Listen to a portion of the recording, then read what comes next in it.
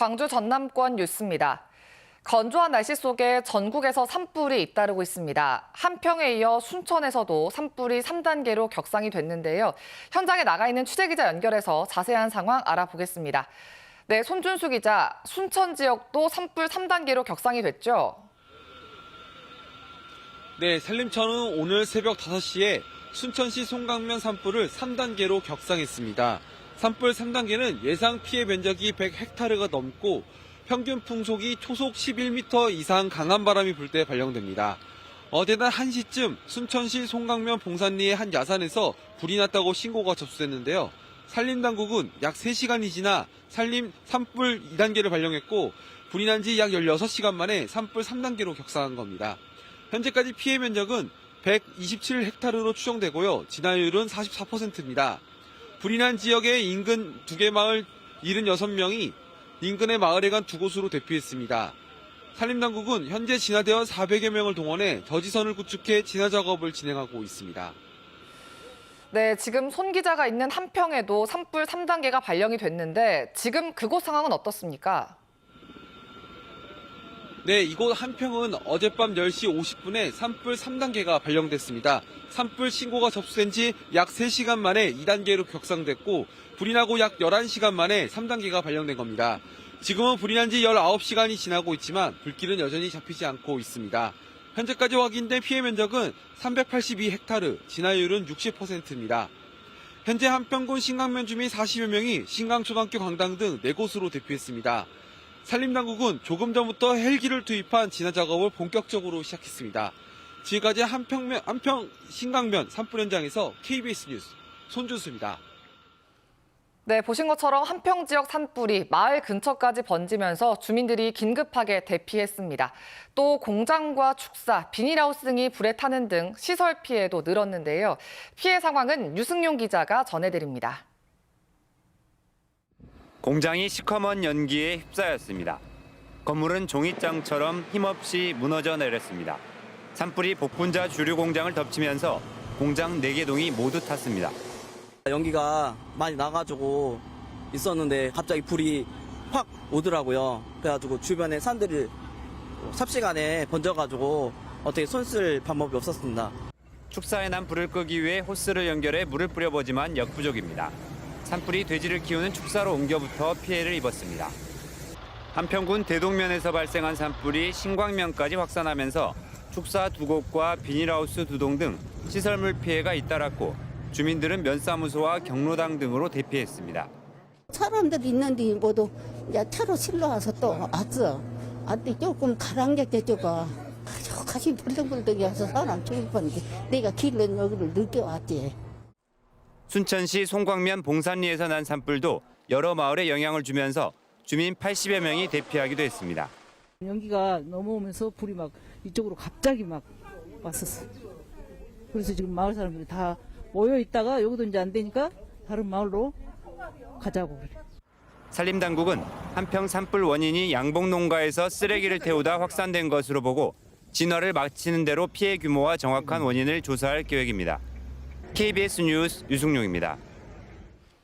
네, 다음 뉴스입니다. 강기정 광주시장이 지난주 지역 언론사 행사장에서 군공항 유치와 관련해 한평군의 광주 편입이 불가능한 일은 아니라고 발언한 것과 관련해 전라남도가 유감을 표명했습니다.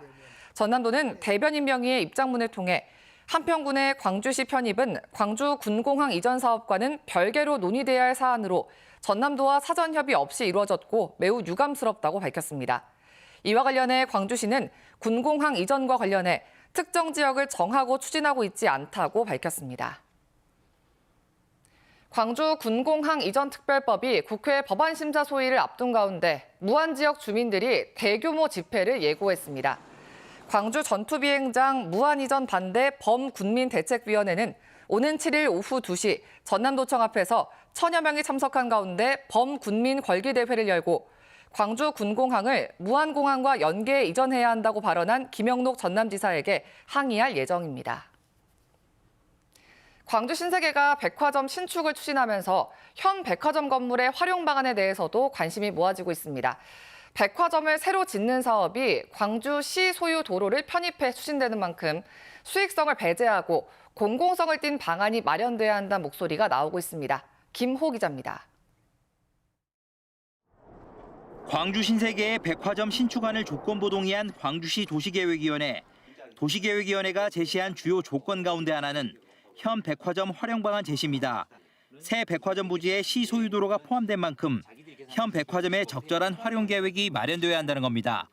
광주의 관문으로 불리는 광천사거리에 위치한 현 백화점은 지하 3층, 지상 9층의 연면적이 13만 4천 제곱미터가 넘습니다. 건물 주인은 금호고속으로 광주 신세계가 5,270억 원을 보증금으로 내고 별도 임차료 없이 2033년 5월까지 사용하기로 계약했습니다. 신세계의 백화점 신축 목표는 2026년입니다. 계약 기간까지 6년이 넘게 남습니다. 신세계는 현재까지 제품 판매 공간으로는 쓰지 않을 것이라는 입장을 유지하고 있습니다. 지난주 도시계획위원회를 앞두고는 광주시에 청소년 문화시설로 활용하는 방안을 검토하고 있다고 밝힌 것으로 알려졌습니다. 광주 신세계 관계자는 KBS와의 통화에서 지하차도 건설과 별개로 공공기업 측면에서 현 백화점을 어떻게 활용할지 검토하고 있다면서도 구체적인 계획은 세워지지 않았다고 말했습니다. 여론의 흐름을 살피는 것으로 읽히는데 백화점 활용 방안 논의 과정에 시민들도 참여해야 한다는 목소리가 설득력을 얻고 있습니다. 도로 선형도 변경해야 되고 어떤 교통체증이라든가 이런 부담도 시민들이 가져야 되고 협의체 같은 걸 만들어가지고 어떻게 하는 것이 이게 광주 시민들한테 가장 바람직한 활용 방안인가. 기존 백화점의 구체적인 활용 방안은 백화점 신축을 위한 본격적인 행정 절차인 광주시의 지구단위 계획 입안전에 제출돼야 합니다. KBS 뉴스 김호입니다. 광주시 교육청이 해마다 반복돼온 원거리 고교 배정 문제를 개선하기 위해 학생 거주지 통학거리 요소를 추가 적용하기로 했습니다. 시 교육청은 학생의 출신 중학교에서 배정 가능한 고교 가운데 선택하는 기존 배정 방식을 유지하되 학생 거주지 통학거리를 추가 적용하는 한편 후 지원 선택 학교 수를 기존 60%에서 70%까지 상향 조정하기로 했습니다. 광주시 교육청은 이 같은 내용의 2024학년도 고등학교 입학 전형 기본 계획을 확정하고 오는 13일 공청회를 열어 추가로 의견을 수렴할 계획입니다. 광주시와 국민의힘 광주시당이 어제 정책 간담회를 열고 지역의 주요 현안 해결에 협력하기로 하고 김기현 신임 당대표에게 건의하기로 했습니다.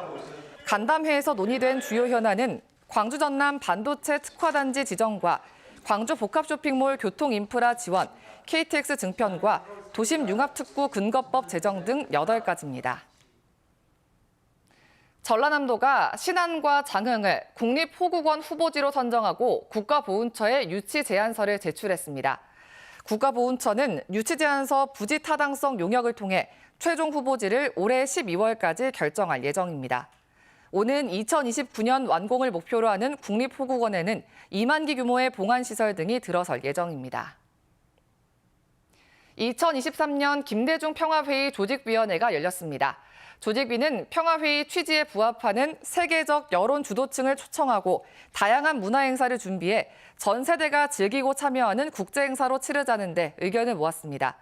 김대중 평화회의는 김대중 대통령의 정신 계승과 발전을 위해 2021년부터 경연제로 열리며 올해는 10월 4일부터 6일까지 목포시와 신안군 일원에서 개최될 예정입니다.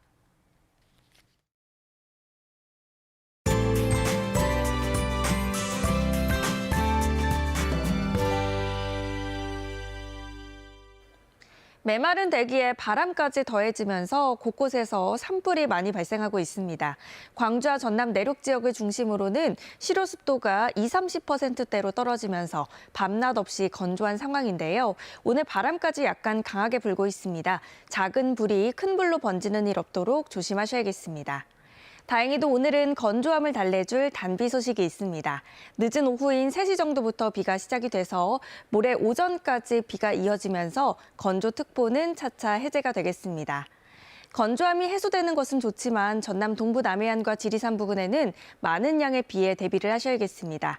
특히 내일 시간당 20-30mm 안팎의 강하고 또 총 강우량은 120mm 이상의 많은 양의 비가 내리는 곳들이 있겠고요. 그 밖에 전남과 광주에도 30에서 80mm가 예상됩니다. 오늘까지는 비교적 온화하겠습니다. 아침 기온 광주가 12도 안팎으로 어제보다 1에서 10도가량이나 높게 시작하고 있고요. 낮 기온은 21도까지 오르겠습니다. 여수의 낮 최고 기온 18도, 고흥 19도로 어제보다는 1에서 5도가량 낮겠습니다. 목포의 낮 최고 기온 19도, 영암 20도, 장흥 18도까지 오르겠고요. 신안을 비롯한 도서 지역은 17도에서 20도가 예상됩니다. 서해남부 먼바다에 풍랑주의보가 발효 중입니다. 오후부터 나머지 해상에도 점차 내려질 텐데요. 물결이 최고 4m로 매우 높겠습니다. 오늘 비가 시작되면서 점차 고온 현상은 누그러지겠습니다.